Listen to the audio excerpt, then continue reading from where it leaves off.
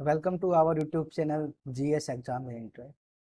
आज की इस वीडियो में हम एक और इंटेलिजेंस थ्योरी की बात करेंगे जिसका नाम है बर्ट तथा वर्नर का पदानुक्रमित बुद्धि सिद्धांत। जब हम इस सिद्धांत को पढ़ते हैं तो थोड़ा कन्फ्यूजन रहता है कि इसको बर्ट का पदानुक्रमित सिद्धांत कहा जाता है, वर्नन का पदानुक्रमित सिद्धांत कहा जाता है, या फिर केवल पदानुक्रमित बुद्धि सिद्धांत कहा जाता है। थोड़ा सा प्रॉब्लम रहता है जो जब हम इसको पढ़ते हैं, जब नए नए स्टूडेंट्स आते हैं तो प्रॉब्लम रहता है। लेकिन इस वीडियो में हम जानेंगे कि पदानुक्रमित सिद्धांत की स्टार्टिंग कहाँ से हुई थी, ग्रुप थ्योरी की स्टार्टिंग कहाँ से हुई थी। इन सभी चीज़ों को हम यहाँ पर जानेंगे। हम एग्जाम्पल की भी बात करेंगे और जितना डिटेल में हो सकता है हम उतना डिटेल में इसकी बात करेंगे। हालांकि टीचिंग एग्जाम जैसे कि TET, C TET, KBS, PRT, UP TET या फिर कोई भी जो एग्जाम होता है स्टेट लेवल का, उसमें अगर क्वेश्चन बहुत ही टफ बनता है, बहुत ज़्यादा टफ क्वेश्चन बनने की संभावना होती है, तब पदानुक्रमित बुद्धि के सिद्धांत से क्वेश्चन आ सकते हैं।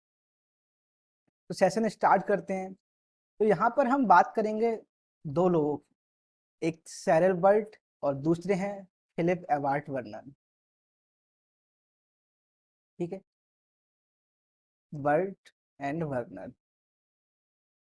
अब इन दोनों की हम बात क्यों करेंगे? क्योंकि बर्ट एंड वर्नर दो अलग व्यक्ति थे और सबसे पहले, इन दोनों से भी पहले, सैरल बर्ट ने अपना एक सिद्धांत दिया था। अब ये सिद्धांत इन्होंने कहाँ से दिया था? इन्होंने ग्रुप फैक्टर्स की बात की थी। ग्रुप फैक्टर्स की बात की थी तो जिसमें इन्होंने बताया कि बुद्धि होती है, बुद्धि में समूह कारक होते हैं, कॉमन फैक्टर होते हैं, ग्रुप फैक्टर होते हैं। तो जब अगर क्वेश्चन अगर आया, एक नंबर का क्वेश्चन आया कि ग्रुप फैक्टर्स या फिर ग्रुप थ्योरी की अवधारणा किसने रखी, किसने विकसित की, तो यहाँ पर अगर बर्ट है ऑप्शन में, सैरल बर्ट का नाम है ऑप्शन में, तो सैरल बर्ट ही लगाना है। क्योंकि सैरल बर्ट ने ग्रुप फैक्टर्स, ये जो टर्म है, जिसका ये जो अवधारणा है, इसको बताया था सबसे पहले। इसके बाद में ही बाकी जो आए, थर्स्टन आए, थॉमसन आए या फिर स्पीयरमैन आए, उन लोगों ने इसकी बात की। अब यहाँ पर हम एक चीज देखेंगे, जो स्पीयरमैन का सिद्धांत था ग्रुप जी और एस। ठीक है, जर्नल इंटेलिजेंस और स्पेशल इंटेलिजेंस। तब यहाँ पर हम देख सकते हैं कि थोड़ा सा यहाँ पे कॉमन यहाँ पर मिल जाता है, थोड़ी इन दोनों में समानता मिल जाती है। तो हालांकि जब स्पीयरमैन हमारे लिए अच्छे से पढ़ा हुआ होना चाहिए तो आपको हम बहुत अच्छे से समझ सकते हैं। वैसे देखा जाए तो सैरल बर्ट और जो स्पीयरमैन का जो जीएस थ्योरी है उसमें बहुत ज़्यादा डिफरेंस नहीं है यहाँ पर। और एक चीज़ और है, जैसे कि स्पीयरमैन ने इसको जनरल बताया, जनरल इंटेलिजेंस बताया, और बर्ट ने इसको ग्रुप फैक्टर का नाम दिया, एस इन्होंने बताया, और यहाँ पर इन्होंने कॉमन फैक्टर का नाम दिया। तो हालांकि ये थोड़ी समानता मिल जाती है, थोड़ी समानता मिल जाती है इसमें, तरल एवं ठोस बुद्धि सिद्धांत से समानता मिल जाती है, थोड़ी समानता मिल जाती है का एवं खा बुद्धि सिद्धांत से। ठीक है, तो इनसे समानता यहाँ पर मिल जाती है। तब सैरल बर्ट ने बताया कि दो फैक्टर होते हैं, ग्रुप फैक्टर होता है, कॉमन फैक्टर होता है, इनसे जो बुद्धि होती है, इंटेलिजेंस होता है, उसका विकास होता है। ये बात उन्होंने बता दी सैरल बर्ट ने। इसके बाद एक नए व्यक्ति आए जिनका नाम था Philip Ewart Werner. Philip Ewart Werner ने जो सैरल बर्ट का जो कार्य था, जो सिद्धांत था, उस पर स्टडी की और इसको आगे बढ़ाया। वर्नर ने बताया कि मानसिक क्षमताओं में मानसिक क्षमताएं होती हैं, उनमें जी कारक ज्यादा प्रबल रहता है, ग्रुप फैक्टर, कॉमन फैक्टर। अब इन दोनों पर स्टडी किसने की? एवर्ट वर्नर ने। उसके बाद इन्होंने अपनी जो थ्योरी थी वो इन्होंने यहाँ पर रखी। हालांकि हम इसको दोनों को ही यहाँ पे हम पढ़ रहे हैं। साइरल बर्ट का जो मेन कॉन्सेप्ट था, इन्होंने ग्रुप फैक्टर्स या फिर ग्रुप थ्योरी का जो अवधारणा होती है, जो नींव होती है, वो इन्होंने रखी। इसको हायरार्किकल थ्योरी ऑफ इंटेलिजेंस भी कहा जाता है। हायरार्किकल थ्योरी ऑफ इंटेलिजेंस इसलिए कहा जाता है क्योंकि यहाँ पर हायरार्की बनती है कि सबसे ऊपर कौन सा फैक्टर रहेगा, उसके नीचे कौन सा रहेगा, उसके नीचे कौन सा रहेगा। ये यहाँ पर एक तरह से हायरार्की बन जाती है, इसीलिए इसको हायरार्किकल थ्योरी ऑफ इंटेलिजेंस भी कहा जाता है। अब जो इनका सिद्धांत है, इस सिद्धांत की तुलना की गई, सिद्धांत की तुलना की गई बढ़ते हुए पेड़ से तुलना, ठीक है, और दूसरी की गई थी पिरामिड से तुलना। तो कभी कभी इसको कहा जाता है बुद्धि का पिरामिडीय सिद्धांत भी इसको कहा जाता है, ठीक है, क्योंकि इस तरह से स्ट्रक्चर बन जाता है। अब बढ़ते हुए पेड़ से तुलना की जाती है, तो जैसे कि एक पेड़ है, पेड़ की ये जड़ें हैं और ये पेड़ का तना है, ठीक है, और इस तरह से पेड़ की शाखाएं हैं और यहाँ पर एक फल लगा हुआ है। तो जो बढ़ता हुआ पेड़ है उससे भी इसकी तुलना की जाती है। हम दोनों तुलनाओं को यहाँ पर हम पढ़ेंगे। सबसे पहले हम बात करेंगे बढ़ते हुए पेड़ से मानव बुद्धि की तुलना। अब जो बर्नर का सिद्धांत था, इन्होंने यहाँ पर तुलना की, जो मानव बुद्धि है उसकी तुलना की एक बढ़ते हुए पेड़ से, कि किस प्रकार एक पेड़ में और मानव बुद्धि में समानता होती है। तो इन्होंने बताया जैसे एक पेड़ होता है,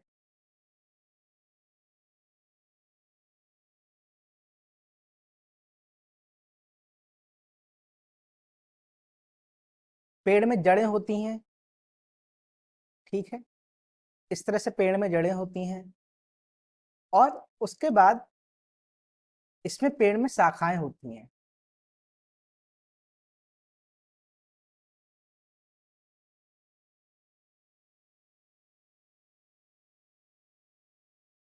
ठीक है, पेड़ में शाखाएं हो गई। उसके बाद जब शाखाएं होती हैं तो यहाँ पर फल लगे होते हैं। जैसे सपोज किया ये आम का फल हो गया, ठीक है, कोई और यहाँ पर फल हो गया, तो ये क्या है, फल यहाँ पर लगे हुए हैं। और ये क्या चीज हो गई, ये हो गई जड़। अब हम देखेंगे तो ये जो पार्ट है, ये पेड़ की जड़ हो गई, और ये जो पार्ट है, ठीक है, ये हो गया तना, और जो शाखाएं हैं ये हो गई, देखो शाखाएं, और ये हो गए फल। अब यहाँ पर समानता ऐसे की, इन्होंने बताया कि जो बुद्धि होती है, जो मानव बुद्धि होती है, उसमें फैक्टर्स होते हैं। कौन कौन से फैक्टर होते हैं, सामान्य कारक होता है, मुख्य समूह कारक होता है, लघु समूह कारक होते हैं, और विशिष्ट कारक होते हैं। ये सभी मिलकर एक ये जो सभी हैं, विशिष्ट कारक, लघु समूह कारक, मुख्य समूह कारक, एक सामान्य कारक बनाते हैं, जिससे एक व्यक्तित्व बनता है, एक इंटेलिजेंस बनता है मानव के अंदर। अब इस पेड़ से अगर तुलना की जाए तो जो शाखाएं हैं, शाखाएं सॉरी, जो जड़ हैं वो सामान्य कारक का यहाँ पर कार्य कर रही हैं। जो तना है, जो तना है वो क्या हो जाएगा, तना हो जाएगा समूह कारक। और ये जो शाखाएं हैं, शाखाएं कहलाएंगी लघु समूह कारक।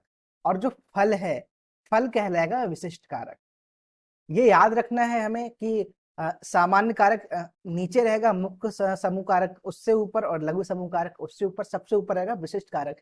कहाँ पर, जब हम पेड़ से तुलना करेंगे, जब हम पेड़ से तुलना करेंगे तो सामान्य कारक बिल्कुल नीचे आएगा, जड़ पर आएगा। जब हम पिरामिड से तुलना करेंगे तो सामान्य कारक बिल्कुल ऊपर पहुंच जाएगा। इसको याद रखना है हमें। अब हम पिरामिड की बात करेंगे, पिरामिड से तुलना करेंगे। जो वर्णन का जो थ्योरी है, अब उसकी तुलना की गई थी बाद में पिरामिड से। पिरामिड से तुलना जब की गई तो यहाँ पर बताया जो सबसे ऊपर है वो सामान्य कारक है, जनरल फैक्टर, ठीक है, जनरल इंटेलिजेंस, सामान्य कारक। उसके बाद सामान्य कारक के भी दो पार्ट हुए। उन्होंने बताया कि जो सामान्य कारक है उसके दो पार्ट हुए, मतलब कि मुख्य समूह कारक दो आएंगे यहाँ पर। इसमें क्या आया, वर्बल और एजुकेशनल, ठीक है। उसके बाद यहाँ पर आया इसके इसको वर्बल और एजुकेशनल, और जो दूसरा मुख्य समूह कारक है इसको नाम दिया गया,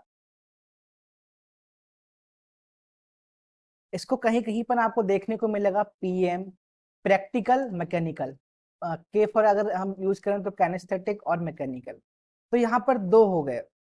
वर्बल का मतलब है, और एजुकेशन का मतलब है जिस प्रकार से व्यक्ति बोलता है, शब्द पर जैसी पकड़ होती है, भाषा पर पकड़ होती है। और एजुकेशनल जो शैक्षिक योग्यताएं हैं वो यहाँ पर आ जाती हैं। केएम या फिर इसको पीएम भी कहा जाता है।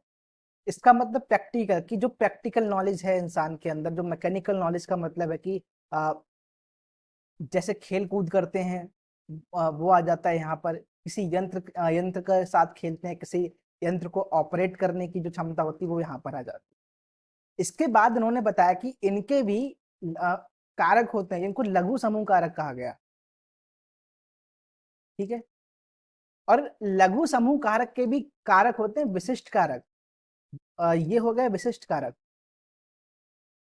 अब एक चीज यहाँ पर नोटिस करनी है हमें, यहाँ पर जो विशिष्ट कारक दिए हैं वो इस इमेज को लेकर नहीं चलना है। एक लघु समूह कारक के कई सारे विशिष्ट कारक हो सकते हैं, इसके कई सारे यहाँ पर विशिष्ट कारक हो सकते हैं। ठीक है, कई सारे इनके विशिष्ट कारक हो सकते हैं, हमें ये याद रखना।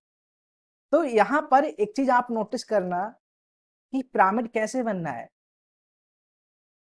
देखो इस तरह से ये पिरामिड बन जा रहा है, सबसे ऊपर जर्नल, उसके बाद मुख्य समूह कारक, उसके बाद लघु समूह कारक, और सबसे नीचे आएंगे विशिष्ट कारक। तो इस तरह से पिरामिड से तुलना की गई। अब यहाँ पर देखेंगे, अगर हम जो वर्णन का hierarchical structure of human intelligence है, तो ह्यूमन इंटेलिजेंस की बात अगर हम करेंगे तो इसको थोड़ा इस तरह से समझ सकते हैं। सबसे ऊपर इन्होंने रखा है जनरल एबिलिटी।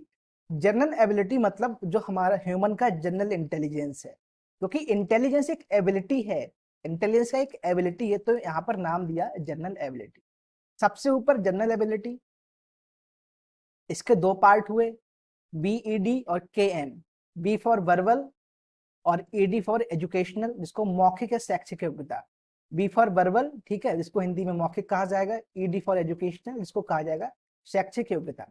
वहीं पर केएम, यहाँ पर केएम की जगह आपको पीएम भी देखने को मिल सकता है, प्रैक्टिकल मैकेनिकल, क्रियात्मक और यांत्रिक योग्यता। अब बी और ईडी, वर्बल और एजुकेशनल के तीन पार्ट हुए, creative, verbal fluency, numerical. Creative का मतलब है यहाँ पर है कि जो थॉट आते हैं, जो विचार आते हैं, उनमें कितनी नवीनता है। ठीक है, वर्बल फ्लुएंसी का मतलब है कि जो वाक शक्ति है, जो शब्दों पर पकड़ है, शब्दों का जो ज्ञान है, जो भाषा का ज्ञान है, वो यहाँ पर वर्बल फ्लुएंसी में आ जाएगा। न्यूमेरिकल एबिलिटी में आ जाएगा कि जो संख्याएं हैं जैसे कि रुपए गिनना, समय देखना, ये चीजें आ जाएगी न्यूमेरिकल में। और प्रैक्टिकल मैकेनिकल, यहाँ पर स्पेशियल, साइकोमोटर, मैकेनिकल। स्पेशियल का मतलब होता है स्थानिक, जो स्थान विशेष के साथ जो इंटेलिजेंस कार्य करता है।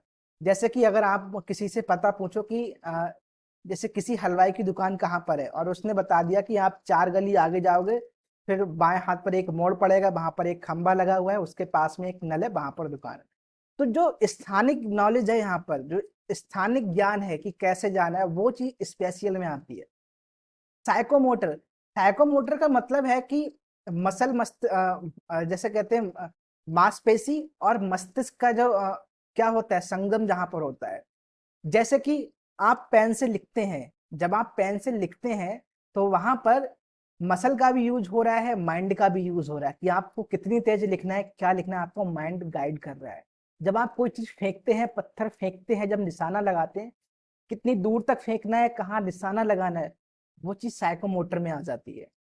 मैकेनिकल, मैकेनिकल का मतलब है कि यांत्रिक बुद्धि किस प्रकार से आप यूज करते हैं, जैसे कि कोई यंत्र यूज करना, पेन भी एक तरह से यूज करना, ठीक है, साइकिल चलाना, ये सारी चीजें मैकेनिकल में आ जाती हैं। अब इनके भी कई सारे पार्ट होते हैं, इनको स्पेसिफिक फैक्टर कहा जाता है।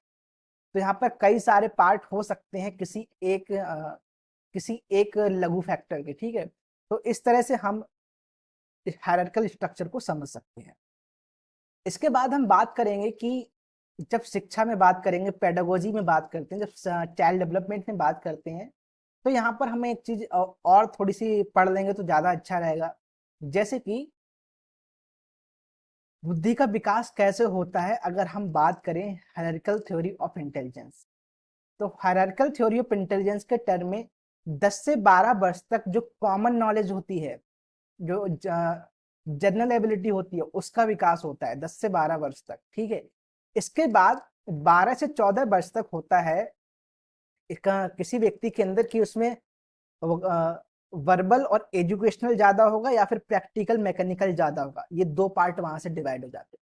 उसके बाद 14 से 18 की जब एज आती है तो वहां पर माइनर ग्रुप में बट जाते हैं। ठीक है। माइनर ग्रुप में बढ़ जाते हैं, जैसे क्रिएटिव की अगर हम बात करें तो कहानी लिखना, कविता लिखना, पोएट्री गाना, ठीक है।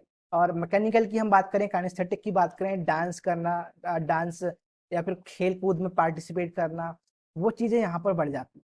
जब उसके बाद जाते हैं तो मोर स्पेसिफिक फैक्टर्स बढ़ जाते हैं, जैसे कि कोई लेखन में अच्छा है तो कहानी लेखन, कविता लेखन, निबंध लेखन, गीत लेखन, या फिर अगर कोई गेम में अच्छा है तो कौन सा गेम, ठीक है। अगर क्रिकेट में अच्छा है तो क्रिकेट में भी बैटिंग करना है, बॉलिंग करना है, कीपरिंग कीप करनी है, या फिर अंपायरिंग करनी है, कमेंटेटिंग करना।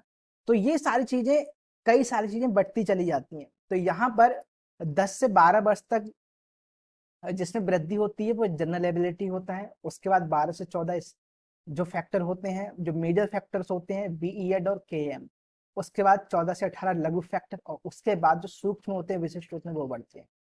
अब आप जब इसको नोटिस करेंगे तो आपने एक चीज नोटिस की है, जो शिक्षा पद्धति है, छोटे बच्चों को कैसे पढ़ाया जाता है, वो इससे मैच करती है।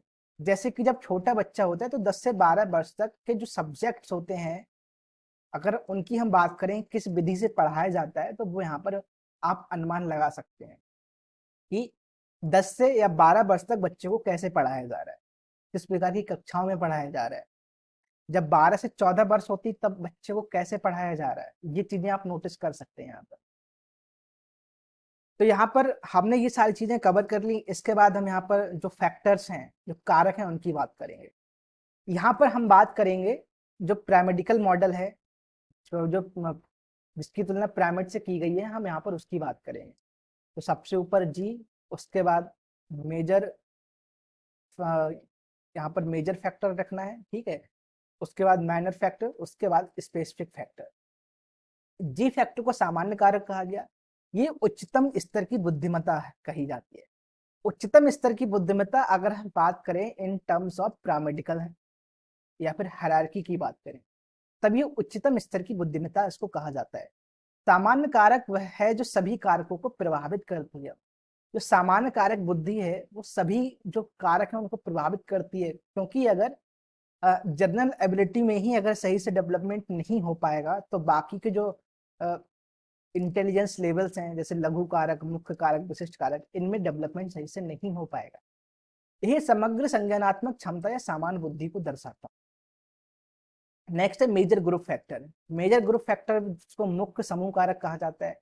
उदाहरण जैसे मौखिक शैक्षिक क्षमता है, पढ़ना, लिखना, समझना या गणितीय तर्क करना।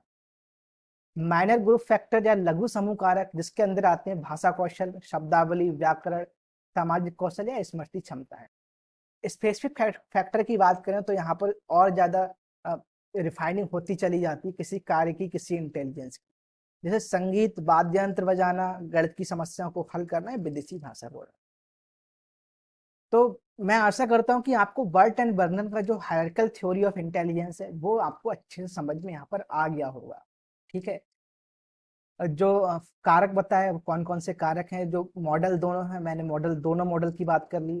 चाहे ट्री मॉडल हो, ट्री मॉडल मतलब पेड़ से जहां पर तुलना की गई, या फिर पिरामिडिकल मॉडल जहां पे पिरामिड से तुलना की गई, दोनों मॉडल्स की यहाँ पर हमने बात कर, ठीक है। तो इस तरह से हम देखेंगे, हमने टोटल 11 बुद्धि के सिद्धांत यहाँ पर पढ़े हैं। अगर आप इन सभी सिद्धांतों को पढ़ना चाहते हैं तो डिस्क्रिप्शन में नीचे आपको लिंक मिल जाएगा एक प्लेलिस्ट का, सीडीपी नाम से एक प्लेलिस्ट है, आप वहां पर जाइए। सारी बुद्धि के जो इंपॉर्टेंट सिद्धांत है वो हमने कवर किए हैं, सारे वो आपको वहां पर मिल जाएंगे। चाहे एक कारक सिद्धांत हो, द्विकारक सिद्धांत, बहुकारक सिद्धांत, समूह कारक सिद्धांत, बहुबुद्धि सिद्धांत, त्रिआयामी सिद्धांत, त्रितंत्र सिद्धांत, संवेगात्मक सिद्धांत, तरल एवं ठोस बुद्धि सिद्धांत, एबी सिद्धांत, पदानुक्रमित बुद्धि सिद्धांत। ये 11 जो सिद्धांत हैं बुद्धि के, वो हमने सारे कवर किए हुए हैं।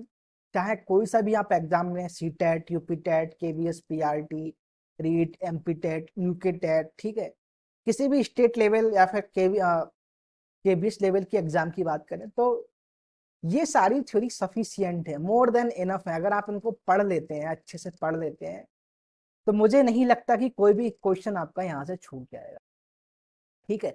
तो इस तरह से आप जाइए, आप अच्छे से तैयारी कीजिए। और अगर आपको ये वीडियो पसंद आए तो आप हमारे चैनल को सब्सक्राइब कीजिए, वीडियो को लाइक कीजिए। और अपने दोस्तों के साथ शेयर कीजिए, क्योंकि अगर आप अच्छे से पढ़ रहे हैं तो आप कोशिश कीजिए जो आपके साथ वाले हैं, जो आपके दोस्त हैं, उन तक भी अच्छा कंटेंट पहुंचे और वो भी अच्छे से तैयारी कर पाए। Thank you.